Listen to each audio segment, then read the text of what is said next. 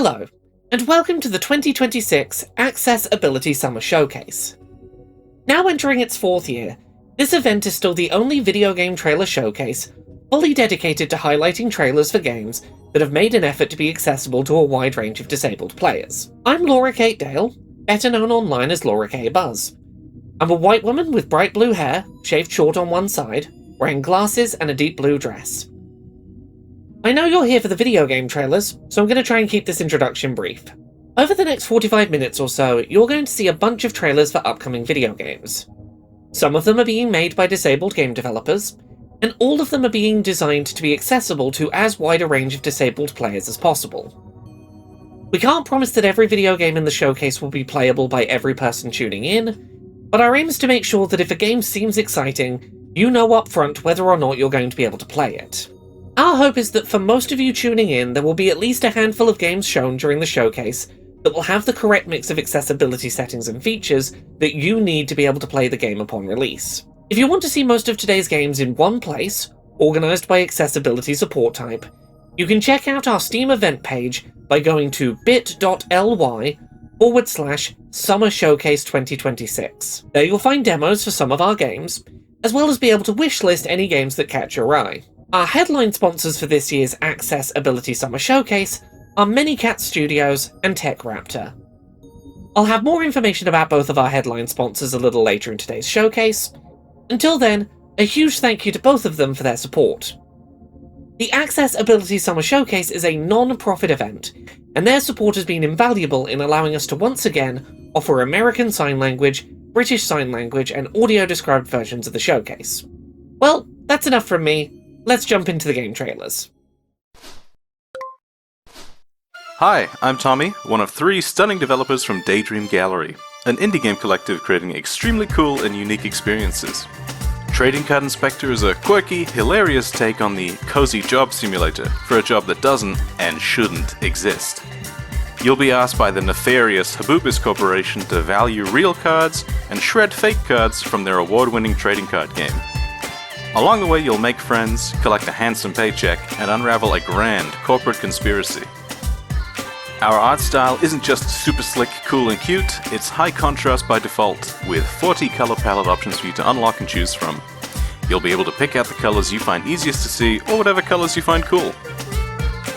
We've also added a pair of settings to increase the size of cards and memos, great for players using a small or handheld screen who may need assistance due to our 1-bit art style. We thought it was really important to avoid timed inputs. There can sometimes be a lot going on in Trading Card Inspector, so we wanted to give players all the time in the world to make the right choices, both in gameplay and in the story.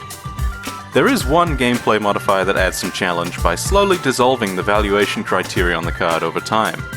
If that's not your cup of tea, you can turn it off in the pause menu anytime and choose not to enable it in endless mode, with no penalty.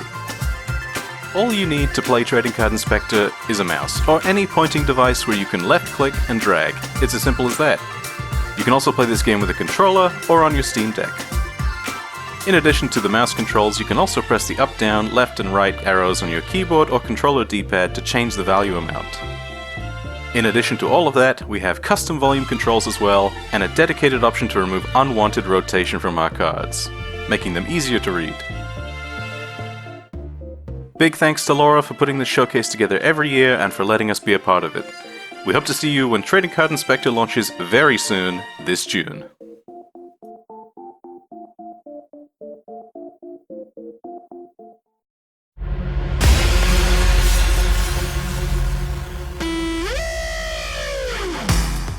Welcome to Torment Hexus, a game about trying to fix the world, one dead CEO at a time. You're an ex-battle mage who has decided to solve the problem of capitalism by ejecting its leaders out the nearest window. Torment Hexus mixes tactical roguelike combat and match 3 puzzling into a Magitech cyberpunk setting. Gameplay is turn-based, with no time pressure on any inputs. It can be played with a mouse, keyboard, or gamepad, and of course, input bindings can be remapped. Visual effects like scan lines and bloom can be disabled for increased visual clarity. And for people with photosensitivity, we've added an option that swaps out the most intense visual effects with more simplified and subdued versions. The most exciting thing we're trying to do with Torment Hexus is make it accessible to blind and low-sight individuals. The game exposes a running narration of events to the operating system, which can be vocalized by screen-reading software like NVDA.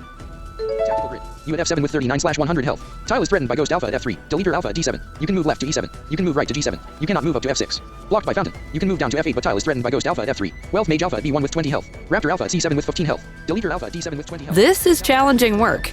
The game has a lot going on, and it's difficult to present the information the player needs to know as a linear sequence of words. We're working with consultants in the accessibility community to iterate on the tech, and we hope that the final game will be one that everyone can play.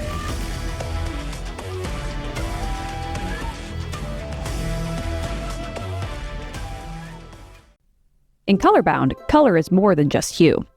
In this palette platformer, you play as Anku, an Aymara boy on a journey to reunite his late grandfather's band. Travel across the diverse landscapes of the Andes, solve unique color-based puzzles, and experience a heartwarming narrative steeped in South American culture.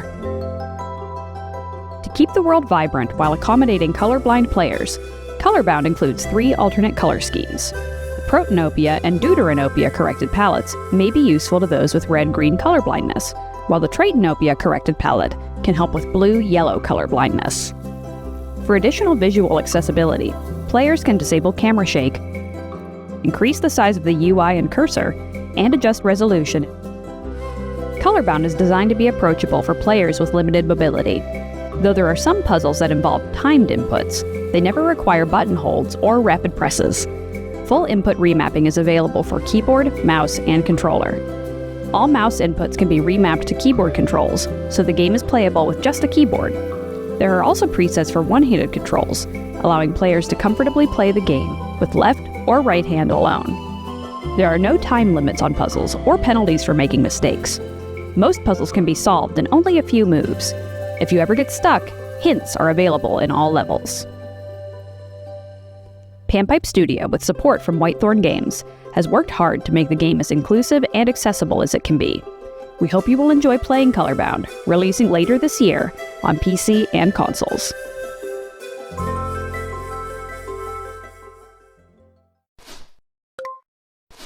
Hi there, my name is Elisabeth Siversen, also known as Arevia Online, and I am a disabled gamer and accessibility consultant from Norway. I'm a pale white woman in my 30s with dark blonde hair, wearing a green jacket and a white t-shirt. The next game that is coming up is the first big Norwegian game I have had the honor to be an accessibility consultant for. Working with the developers at Megapop has been an incredible experience, both due to their constant want to learn and adapt to new information, and due to their hope of making this the most accessible reef builder out there. From the first time I met the dev team at Megapop, it has been obvious to me that they truly value and understand the need for accessibility in gaming. They have tirelessly met every barrier I have pointed out with creativity, trying to expand what accessibility can be in this genre, while at the same time understanding their own limitation. It was especially impressive to see how Siv, the UI and accessibility programmer, worked with making this game fully playable with both a controller and mouse only, developing an option for on-screen camera control and zoom. And with that, let me introduce you all to the next game made by Megapop and out now. This is Life Below. This is Life Below, a city builder that takes place in the ocean, a reef builder. Accessibility has been a priority for us since the start. The goal is to make Life Below as fun and playable for anyone who wants to play it. That means not just adding some settings, but trying to bake in accessibility into the game itself. Let me show you what I mean. We can start by picking a difficulty mode. We have peaceful, challenge, and then we also have balance. We of course have to add time controls, and most people don't think of this as accessibility, but it allows you to pace the game however you want. We also have some settings related to that, like pausing during critical moments automatically, pausing when the game is unfocused, like when your cursor leaves the screen, or if you're in a very complex menu. We've also added a bunch of tooltips to help you guide through the game. My favorite example is when you're placing down buildings. The coral is red, and it's explaining to me exactly why I can't place it here. We have a few UI settings, like changing the scale here, change the transparency of UI objects, and reduce the motion in case you get motion sick. You can control the camera sensitivity and the scroll sensitivity and a few other motion settings here. Life Below is compatible with pretty much anything that your computer recognizes as a controller, something like a gamepad, but also like an Xbox Adaptive Controller. But you can also play the entire game with just a mouse, with the on-screen camera control setting, which opens up the game to be played with the eye tracking technologies. We also can't forget about the rebinding menu, where you can rebind most actions, which lets you infinitely customize the way you interact with Life Below. We've also got other motor function-based settings in here, like input cooldown and stamp style multi-selection, and we've been really careful about not adding any QuickTime events or rapid button presses into the game. We are super proud of the features, however there are some things we couldn't add. Text-to-speech and high-contrast UI modes will sadly not be available. The game is also stereo only, so you can't switch it to mono audio, and although we do have difficulty modes, you can't change these in the middle of the game. We felt like that was kind of important to mention. Okay, so to summarize, we have custom time control with unique cognitive settings, UI scaling and reduced UI animations, motion sickness settings. The game can be played with just a mouse, but we offer a variety of control methods, and additional motor settings. We hope to see you in the reef in Life Below.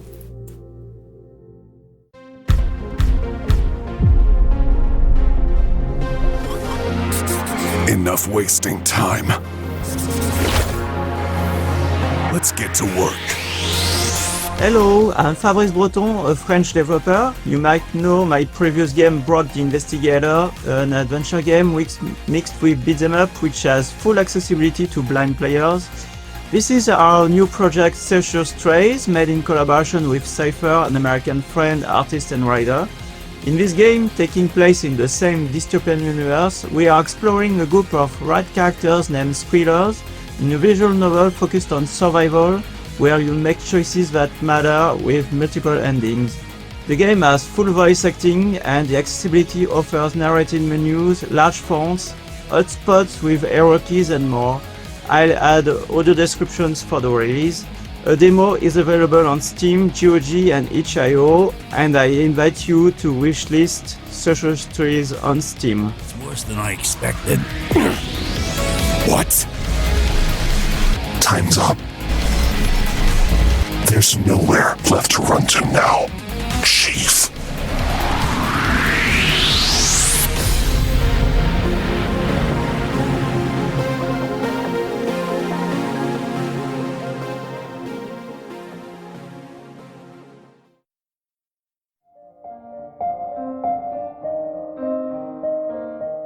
I'm Evie. This is my room. I like purple. People always say I see the world differently, which is weird, because I can see it just fine. Oh, the leaves are so crunchy. It's the hearing it, and the smelling it, and the everything at once thing. That's the tricky part. But I have a system. My favorite pen. Why is it here? You figure out what things mean. You put them in the right order, and sometimes the world gets a little quieter. Canvas of Thoughts was built around different ways of experiencing the world. Yeah, I did most of it. Sensory-aware gameplay and player-paced interactions. Tick, tock, tick, tock. Customizable accessibility settings, including colorblind support, and adjustable dialogue pacing. A safe space to slow down, stim, and recover. Created alongside neurodiverse community feedback. I liked some parts. I know that. You can focus really well sometimes. Ich verstehe Liebe nicht. It looks like someone forgot this here. I need to bring them in order. Old MacDonald had a farm, E-I-E-I-O. Hey, why do you always draw by yourself? Because it's quieter.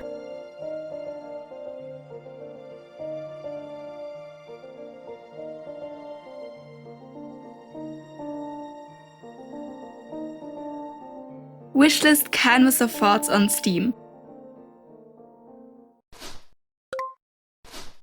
Hello again. I hope you're enjoying the showcase so far. I'm popping in briefly to tell you a little bit more about this year's headline sponsors, Manycat Studios and TechRaptor. Manycat Studios is a disabled-led accessibility consultancy, supporting game studios in building inclusive and accessible experiences from concept to release. As a disabled-led team, Manycat Studios partners with the games industry to create more accessible games, ensuring that players of all abilities can participate in their love of gaming. The studio operates with authenticity and a commitment to a healthy, sustainable remote work culture.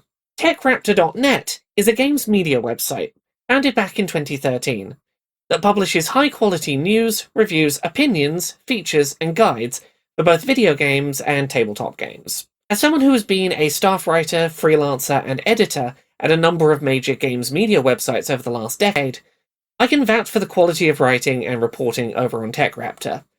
They have a firm anti-AI stance and put a portion of their profits each year towards supporting great causes. You can find their coverage at techraptor.net. I imagine by the time you're seeing this, there'll already be a great write-up of the 2026 Accessibility Summer Showcase live on their website. Thanks again to both Manycat Studios and TechRaptor for their support of this year's showcase. Their support has made our accessible adapted showcase variants possible. Anyway, time to get back to the game trailers.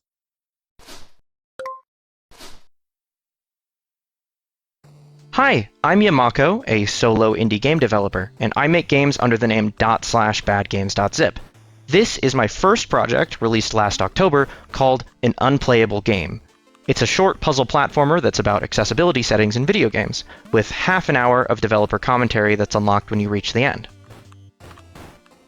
The game is designed to fully accommodate players who typically can't play platformers because of the dexterity and timing that's required to play them. It's only about 15 minutes long at most to avoid fatigue, and it was designed for comfortable mouse-only single-button controls, or gamepad with a virtual cursor, if you prefer.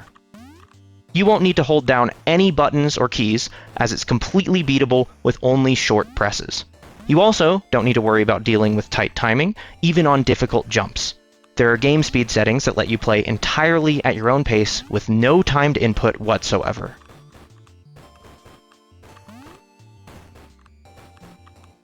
For those that might have issues reading the game's stylized pixel font, there's also a toggle to switch it to Atkinson Hyperlegible, which is a sans serif font with a focus on distinct letter forms. As a final note, the main menu does include an ongoing static noise, but for those who are bothered by those repetitive noises, there's a prompt to mute that sound effect completely before you even reach the main menu for the first time. So, if you don't want to hear it, you never have to. An Unplayable Game was a huge passion project for me, and I truly hope you enjoy it. So far, it's been nominated for 3 awards, and even won an award for Most Innovative Game at a local indie game showcase event. It also has a 94% very positive review score on Steam, and it's free, downloadable on Steam or playable in browser on itch.io. Thank you for your time and for your interest in An Unplayable Game. Now, please enjoy the rest of the showcase. Highway Noir is a stylized arcade driving game that drops you into car chases straight out of an action movie. You will weave through traffic as you escape police, take down enemies, and race against the clock, all in stark black and white with flashes of colour. When you land in the main menu of Highway Noir, you can jump into Instaplay mode with a single click. Optional customization of features like objective, number of police, and traffic density are available. For the campaign, a story so far recap is offered, but no spoilers here, moving on. Story missions include voice dialogue to drive the plot and feed you objectives. The volume of dialogue, music, and sound effects can all be adjusted separately, and subtitles are on by default. Tone tags can be enabled that flag up if a character is angry or being sarcastic, for example. For a moment there, I was worried there wasn't a plan. Minimalist white text on black fits the neo-noir aesthetic, but it can be tweaked for visibility. There is an option to simply increase the size of all UI elements on screen, as well as a toggle to black text on white. For gameplay itself, Vision Assist will emphasize obstacles and gameplay elements. Objectives, threats, and rivals are always colour-coded, so you know what you're dealing with. The colour codes can be customised for a palette with colour blindness-friendly options. Highway Noir is fast and chaotic, but even here help is at hand. A game speed slider allows you to slow down the action, giving you more room to breathe. That action can be controlled by keyboard, controller, or even mouse alone. All of these settings can be used independently to give you maximum control over your experience. Make the road your battleground and take down the conspiracy in whatever way works for you. Highway Noir is out now and available on Steam. In Jigrift, the world is a giant jigsaw puzzle. Play as Bert, a castaway on a mythical island that is broken into many pieces. Connect puzzle pieces to explore new paths, discover hidden items, and reassemble the scattered world. Just like life on the tropical island you washed ashore on, the game moves at a relaxed, stress-free pace. Complete puzzles and platforming sections without any time limits or punishments for failure. There are no quick-time events, long button holds, or rapid presses. As you reassemble Jigrift Island, you'll meet the three-eyed frogs who call it home.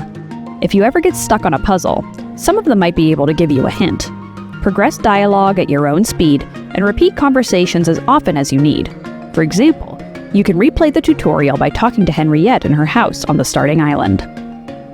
Rebinding is available for keyboard and controller inputs. You can separately invert controls for camera movement, zoom, and puzzle piece movement. There are a few options to help with visual accessibility. Choose between 4 cursor sizes: small, default, large, and extra large. Swap between light or dark mode for text boxes. Increase the field of view to see more of the world, or decrease it to reduce distractions in your periphery. The teams at Empty Castle and Whitethorn Games are so excited to share Jigrift with you. Look forward to the release later this year on PC and consoles.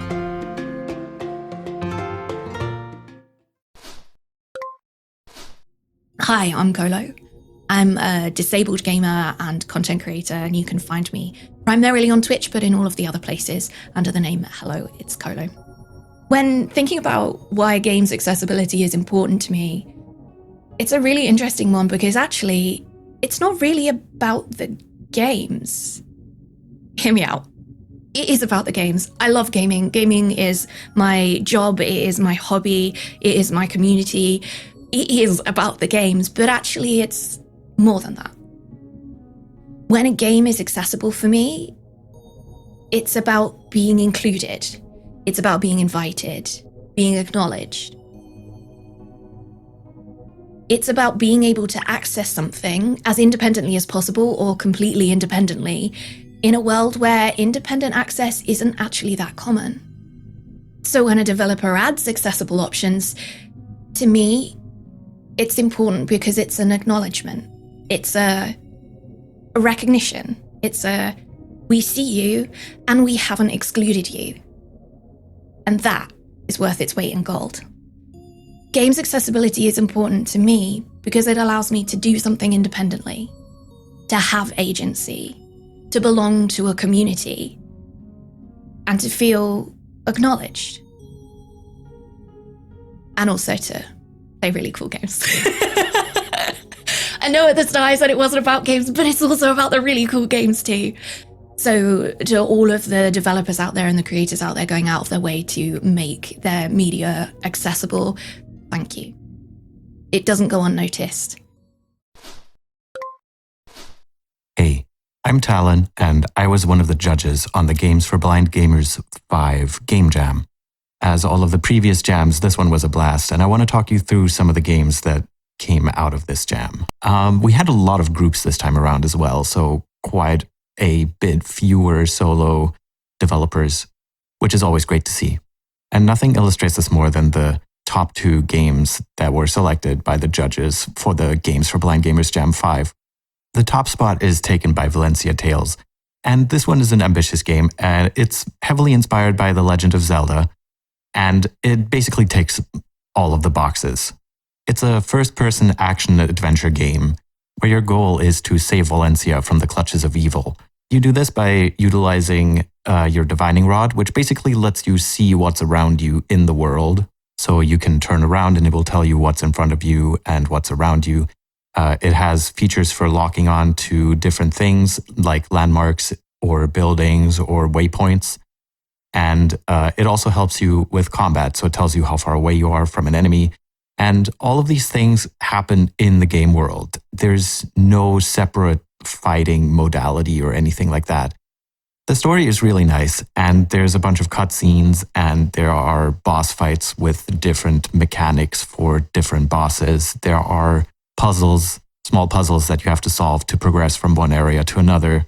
And for a game made in such a short time, there's a surprising amount of variety in there, together with the music and the area descriptions and all of the dialogue. And it was a very enjoyable experience, and I was definitely surprised to play it as a game made for the Games for Blind Gamers Jam. You know, my chicken finder. Have I never shown you before? It's this rod that helps me find my chickens when they get out. It looks mighty fancy, but I'm pretty sure that's all it does, finds chickens. We tend to not get these kinds of games very heavily, especially not these ambitious kinds of games. But we got multiple of them this year because number 2 in the list is Impulse Response, which is a game oozing with atmosphere and amazing voice acting and a gripping story, which I don't want to spoil too much because I think both of these games are definitely worth playing through. It's a first-person puzzle game, I would say. There's a number of puzzles which get progressively more difficult as you play through the game. And with each one you complete, you unlock more of the story, which is basically told by your characters as you progress through the game. You uncover clues as you go. It's a horror-themed game, so the music and the voice acting and all of the sound effects match that atmosphere perfectly. And this one has a special mechanic where the acoustics of the room are actually modeled in code. So you hear the reverb where the room opens up. You have a mechanic where you can basically clap or like tap your foot, and it will play a click sound, which will then echo through the room and tell you where you can go and where you cannot. Yellow alert. Reactor offline. Okay, shut up. Yellow login success. Engineer Cadence. Quinn, welcome. Please complete health check. Yeah, health check, then I can get out of the cryo room. There's a fair number of logic puzzles in this, and I found those to be very enjoyable. Number 3 in the list is Delver's Folly, and this is quite a different game, but it's no less ambitious. It's a roguelike where you basically navigate through a dungeon. You're trying to find the boss. Every time you move to a different section of the dungeon, you get to choose from a list of 3 rooms, which it could be. A lot of these rooms have different properties and different things that they can do. For example, you can grow things if you have the prerequisite rooms linking to it, or you have a chain which is unbroken to that room. For example, water. You can search for materials in each room or for keys or other things. And there's a lot of variety in this game. This one you can also play for a very long time, and there's a lot of replayability in this. There's also amazing voice acting in this, which gives the game a lot of character. I highly recommend you play this one if you like this kind of game. Number 4 is a game made by one of our regulars, Shift Backtick. In Omega Reach, you explore the universe. You are the curator of a conservatory, and you're tasked with finding instruments and interesting facts about planets and their surrounding space. There's a ton of content here, and you can play each of those instruments. And maybe it also has a dungeon of its own to explore.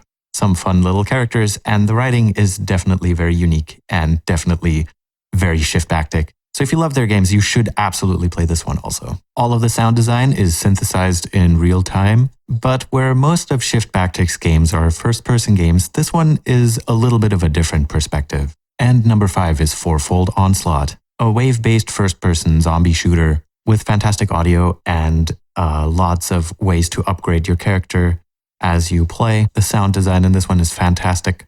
Lots of binaural audio goodness, and it definitely gets quite challenging as time progresses. There are so many games in this game jam that I think are worth playing, so I don't really have the time to go through all of them. But some notable mentions, And Then She Slept, which I would classify as a kind of Five Nights at Freddy's style game where you protect your sister from evil monsters and help her to fall asleep. Toasty, which is a fun little card game where you have to make toast and not sandwiches. Tape Memories, where you zoom in on different tracks of different audio to figure out what happened last night, and many, many, many more. We've had 35 entries in total, from maze games to visual novels, reaction games, side-scrolling platformers. Some games were more of a prototype, some were finished. So it was a nice bunch of different things this time around. This was also the first Games for Blind Gamers jam that happened after Godot added Access Kit integration to their games and the editor.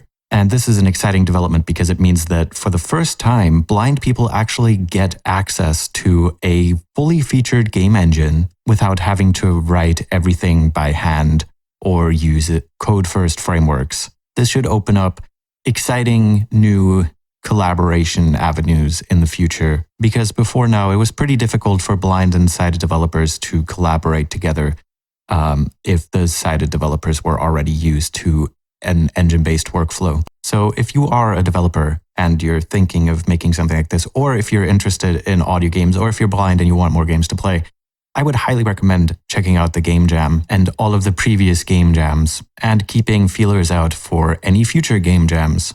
Anyway, that's it from me, and I hope this was interesting to you. Hello again, everyone. I hope you're continuing to enjoy this year's Accessibility Summer Showcase. I'm just popping in quickly to let you know that art asset production for the showcase this year is sponsored by Riott Roquette, a queer art punk collective that blends elements of psychopop and circus dance in their live performances. Here's a brief snippet of one of their songs, Circadian Rhythm. Now, ladies and gentlemen, gorgeous dolls, grotesqueries, we welcome you to a lovely evening with Riott Roquette. Feast your eyes on wonderful sights you'll see tonight. Bang, bang, can't shoot me down. Bang, bang, here comes another round. Bang, bang, can't shoot me down. Bang, bang, here comes another round. The carousel, it leaps and bounds, and here comes the clown. What you waiting for? Their debut album, Idiot's Avant-Garde, is out now. You can find a link to it down in the video description. Hello everyone, we are the Ludenio team, and this is us in the game we're currently developing. It's called Super Weird. In this game, you and your friends, or all by yourself, control little robots, and you have an infinite number of them, but they are of very poor quality. They can walk, mine, carry stuff, craft various things, and fight. We are able to improve them, and we can program them, but the robots are of such poor quality that they don't even remember their own program and only execute the single command they encounter.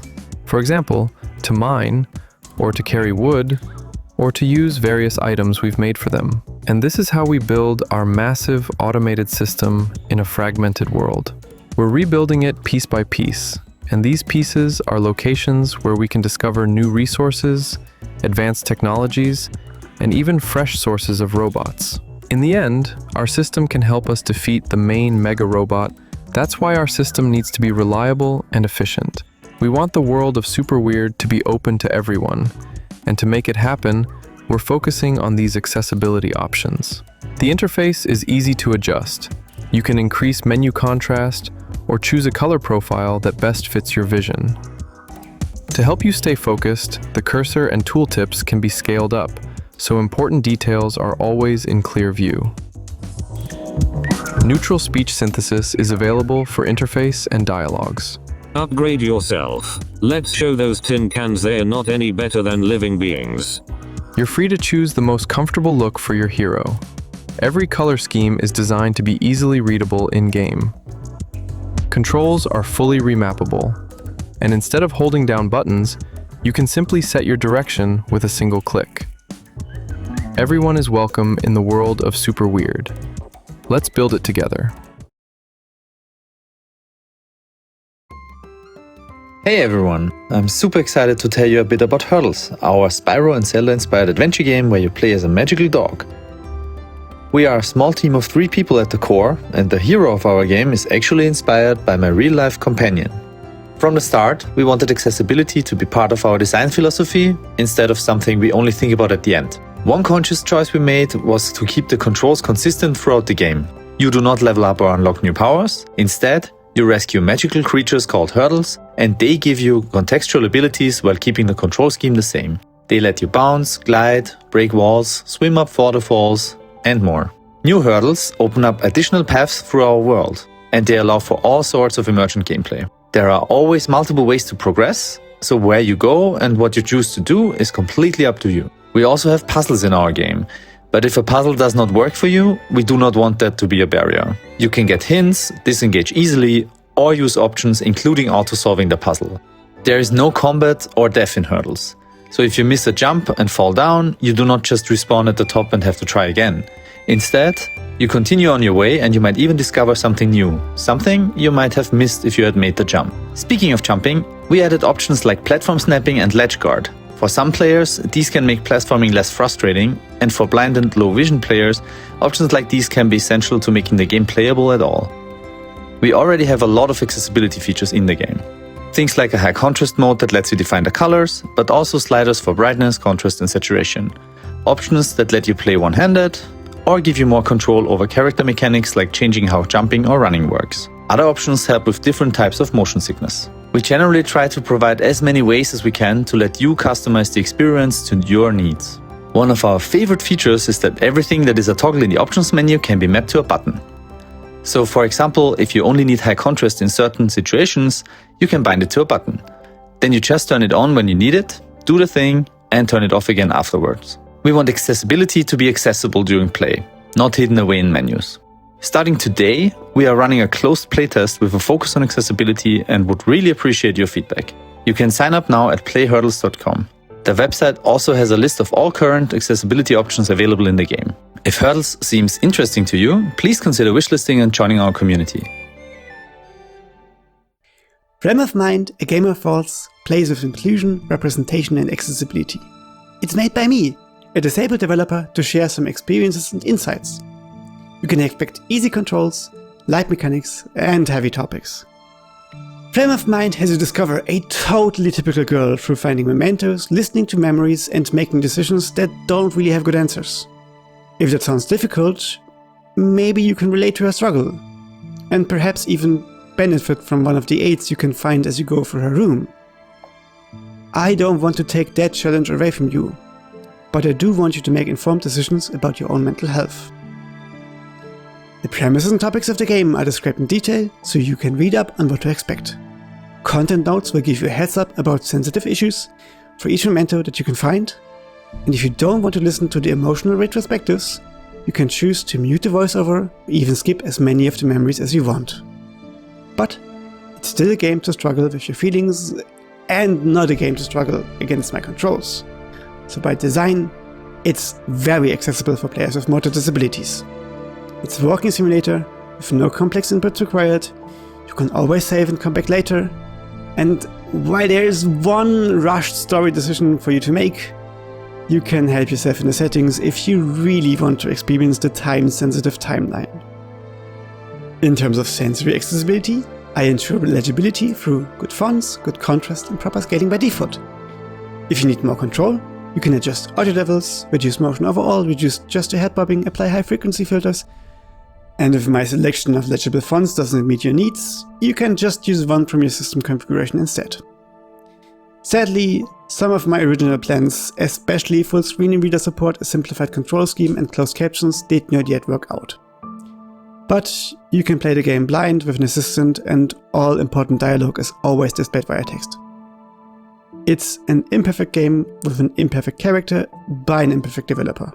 But hey, it's on theme and I'm honest about it. An extensive list of supported features, planned features and known issues is linked on our store page.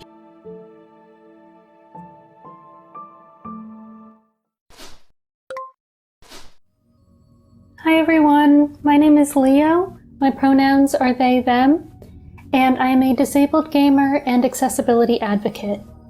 Gaming accessibility is important because everyone should be able to access the self-care and social benefits of gaming. Games have connected me with so many wonderful people, including my husband and many of my friends. I cherish memories of meeting new people and connecting with others through a love of gaming. When I first became disabled, I was worried I would not be able to participate in those activities anymore because I could no longer use a standard video game controller. However, thanks to the work of incredible accessibility advocates before me, I've still been able to play many video games and make new memories. I'm thankful to the game developers in this showcase that have made accessibility a priority. If a game is made accessible for even just one more person, it makes a world of difference. I can't wait to see what this year in accessible gaming brings. Hello again, I'm Yamako, and I'm a solo developer making games under the name /badgames.zip, and this is Piecewise. It's my second game, and I tried to keep it pretty simple, just a daily puzzle game where the puzzles change every day. Though puzzles might be a bit of a stretch, the goal is to put each of these shapes in its matching slot, and gameplay-wise, you've got two hands to work with. That's where the skill expression, or skill ceiling, or whatever, comes from. Now, there's quite a lot of shapes and quite a lot of slots, and you've got limited time to get it done. And only your first try each day will get ranked on the online leaderboards. Everything after that is just practice, and you can practice as much as you want. But that first try, where you're seeing today's shapes for the first time, is pure skill, and that's why it's so important. So, I made this game with the personal goal of improving my skills as a developer, and I kept a small scope so that I could meet myself where I'm at, with a reasonable challenge for my skill level. And that's what I'm inviting you to do when you play Piecewise. You can fully customize the time limit to fit your skill level, since everyone's different. But no matter what, you'll want to make sure that time limit is challenging for you. Your chosen time limit will determine a multiplier that gets applied to your raw final time. In other words, the lower that you set your time limit, the more your final time gets reduced, and the better your ranked time becomes. So don't set the limit too low, or you'll fail and your run won't be ranked. But don't set it too high either, as too much of a safety net means that your multiplier will be worse. So instead of me making static difficulties, each player gets to set their own level of challenge, and you're encouraged to make it as hard as possible to get the best times. If you think you can beat the board in 30 seconds, you've got one shot to prove your skills. There are daily online leaderboards for each board in the game, if you like competition, but they're not really the focus. There's a full records browser for you to track your own personal skill improvement, and in the full version of the game, I'll be adding bonus modes for even more offline content. And finally, let's talk accessibility to round things out. Aside from the flexible difficulty, the game's colors are calculated to always guarantee high contrast, even though the colors change daily. On the topic of visuals, you're also able to turn off the floating shapes in the background in case that constant movement back there causes any kind of motion sickness. It'll instead be replaced with a static, solid color background. There's also an alternate toggle-based control scheme for players who might have trouble holding down the buttons, and, of course, an alternate font if you don't like the pixel text. And there's full controller support, alongside a mouse-only control scheme that supports one-handed play. It's a simple game, but I'm really proud of it. I had a great time making it, and I hope you like it. The demo is out now on Steam, with an itch.io web build coming soon, and the full game releasing soon after that. For updates and news, you can find badgames.zip on Patreon to get important info sent straight to your email for free. And I think that's it. Thank you so much for watching my trailer. This took way too long to make, but I hope I explained everything well enough and made it understandable. I hope you liked the trailer, and I hope you thought my game looked fun. So, thanks for watching again, and take care. Gather your allies, eliminate angels, transform into a magical girl, slay God. In Kernel Hearts, fight your way through angel-infested domains alone or in a team of up to 4 players. Mix and match your attacks, spells, and movement in each run to unleash devastating combos on enemies. The developers at Ephemera Games, in collaboration with Whitethorn Games, have designed Kernel Hearts to challenge longtime action RPG fans, while being a welcoming experience for players new to the genre. There are 3 difficulty levels. Story, for those looking for a less intense, more narrative-focused experience. Normal, the default balanced experience. And Sinner, a hardcore mode for those looking for an extra challenge. Every rest area includes a playroom, where players can practice movement and attacks at their leisure. To make inputs easier to remember, there is an option to keep a list of controls visible on the left side of the screen at all times. Full remapping is available for keyboard and controller. Players can separately adjust the sensitivity of the left and right analog sticks, invert their X and Y axes, and enable or disable vibrations. There are a variety of options for visual comfort. Toggle motion blur, bloom, and screen shake effects to reduce eye strain while traversing the overworld. Text boxes are high contrast with white text on dark gray backgrounds. In multiplayer, each player can advance dialogue at their own pace, and combat won't begin until all players are ready. Check out the public demo available now, and please look forward to the full release of Kernel Hearts this fall on Steam, the Epic Games Store, the Microsoft Store, PlayStation 5, Xbox Series S and X, and Nintendo Switch 2. Fishbowl is a slow and tender narrative game about dreams, grief, and hope. Rediscover your memories and find your way into the present in this intimate experience where slice of life meets surreal. In Fishbowl, 21-year-old Alo gets her first job in a new city and lives by herself while grieving her grandma's death. You rediscover memories of Alo's childhood by sorting through her late grandma's things. Take your time to take in each object. There are no time limits here. You can also choose to skip the puzzles entirely. Fishbowl is a visual novel about becoming an adult and seeing your childhood in a new light. Have conversations with your friends and co-workers, turn off typing effects, or increase the font size for an easier reading experience.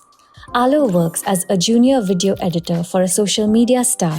In this arcade-style matching game, you can use both colors and icons to make sure the video clips reach the correct track. Slow down the speed of the snippets to suit your playstyle. Since the game deals with difficult topics, it starts with a gentle content warning, linking to a full content warning on our website that includes spoilers. As you slowly piece together the meaning of your dreams and memories, you learn more about the darkness in Alo's world. The visual settings let you turn off screen shake and sway, if you need to. We also have both visual and audio cues for events throughout the game. In Fishbowl, there are no right endings and no grinding. Do as much or as little as you're able to. Since we are a small team of 2, we weren't able to implement everything we wanted. Some of the things we couldn't get to were excluding the need for buttonholes during the unpacking puzzle and QuickTime events and forcing some timed input during the QuickTime events. Fishbowl is now available on Steam and PlayStation 5.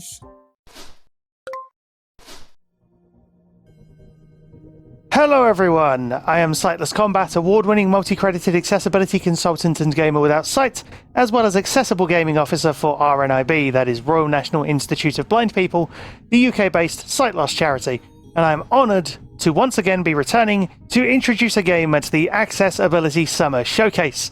Now, the game in question is one that I had never heard of before this event, but was very interested when I heard the words fully blind accessible as a potential thing that was being aimed for during development. Now, this game is very much under my radar, and it is very unusual. It is quirky, it is interesting, and I reckon it has a sporting chance of being the highlight of people's shows. And also, the people who are really interested in it might be making a big racket about it. Yes, both of those are puns. Yes, both of those are relevant. Why are they relevant? Because this game is the Tennis Academy. What is the Tennis Academy? In short, it is an anime-inspired, yes, tennis RPG. Which sounds ridiculous when you think about it, but also sounds really, really cool. Particularly given I saw mention of giant boss fights and heroic tennis battles on the Steam page, which I would highly recommend going and wishlisting once you've seen the trailer if you like this. This is a solo game dev crafting this in Godot, which is also having accessibility work looked into by the community and various developers, which is really cool to see as well. I am really interested to see how this works when it comes out and when there are playable builds and things. But without further ado, I will let the trailer do the explaining, because I don't think I could do this justice. Here is the Tennis Academy.